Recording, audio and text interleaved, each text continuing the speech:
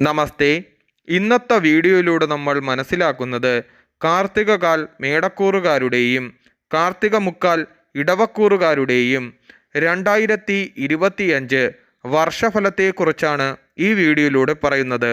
അതായത് 2025 ജനുവരി മാസം 1-ാം തീയതി മുതൽ 2025 ജനുവരി മാസം 31-ാം തീയതി വരെയുള്ള വർഷഫലത്തെക്കുറിച്ചാണ് ഈ വീഡിയോയിലൂടെ പറയുന്നത്. ജനുവരി, ഫെബ്രുവരി, മാർച്ച് ഈ മാസങ്ങളിൽ യാത്രകൾ ഏറെ ചെയ്യേണ്ടതായി വരും.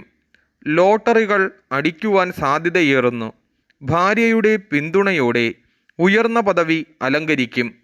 ബിസിനസ് വിപുലീകരിക്കും. സന്താന സൗഖ്യം, സന്താന സൗഭാഗ്യം എന്നിവയ്ക്ക് സാധ്യത. പ്രതീക്ഷിക്കാത്ത ഇടങ്ങളിൽ നിന്ന് സഹായങ്ങൾ വന്നു ചേരും. പൂർവിക സമ്പത്ത് കയ്യിൽ എത്തിച്ചേരുകയും ഏതു കാര്യവും ആത്മാർത്ഥമായി പൂർത്തീകരിക്കുവാൻ സാധിക്കുകയും പുതിയ സംരംഭങ്ങൾക്ക് തുടക്കം കുറിക്കുകയും നിസാര കാര്യങ്ങൾക്ക് പോലും കോപിക്കുന്നത് നിയന്ത്രിച്ചില്ലെങ്കിൽ ശത്രുക്കൾ വർദ്ധിക്കും. വിദ്യാർത്ഥികൾ പഠനത്തിൽ അലസത കാണിക്കുകയും പരിഹാരമായി സൂര്യദേവനെ പ്രാർത്ഥിക്കുകയും ശിവന് ജലധാര നടത്തുന്നതും ഉത്തമമാകുന്നു.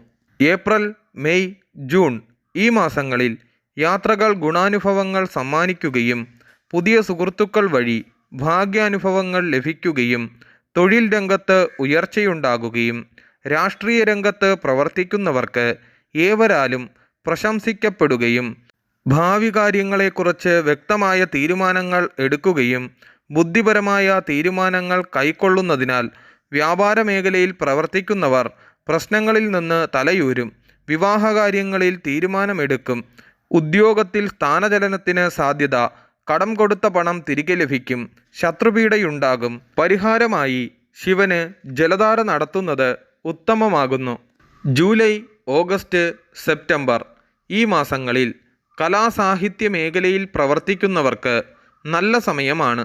സുഹൃത്തുക്കളുമായി അഭിപ്രായ ഭിന്നത ഉടലെടുക്കും. സർക്കാർ ജോലിക്കായി ശ്രമിക്കുന്നവർക്ക് ജോലി ലഭിക്കുകയും ഫലമാകുന്നു. കുടുംബാന്തരീക്ഷം പൊതുവെ സമാധാനം നിറഞ്ഞ ഒരു കാലഘട്ടമായിരിക്കും. ദൈവാധീനം കൂടുകയും പുണ്യസ്ഥലങ്ങൾ സന്ദർശിക്കുകയും സന്താനങ്ങൾക്ക് ജോലി ലഭിക്കുകയും ജോലിഭാരം വർദ്ധിക്കുകയും രോഗങ്ങൾ അലട്ടുകയും വികാരപരമായ കാര്യങ്ങളെ കാണുന്നതിലൂടെ ചില പ്രശ്നങ്ങൾ ഉടലെടുത്തേക്കും. കരാർ പണി ചെയ്യുന്നവർ പുതിയ കരാറുകളിൽ ഏർപ്പെടുമ്പോൾ ജാഗ്രത പുലർത്തണം. കലാസാഹിത്യ മേഖലയിൽ പ്രവർത്തിക്കുന്നവർക്ക് നല്ല സമയമാണ്. സുഹൃത്തുക്കളുമായി അഭിപ്രായ ഭിന്നത ഉടലെടുക്കും. സർക്കാർ ജോലിക്കായി ശ്രമിക്കുന്നവർക്ക് ജോലി ലഭിക്കുകയും ഫലമാകുന്നു. പരിഹാരമായി ശാസ്താവിന് നീരാഞ്ജനം നടത്തുകയും മൃത്യുഞ്ജയ അർച്ചന ശിവക്ഷേത്രത്തിൽ നടത്തുന്നതും ഉത്തമമാകുന്നു.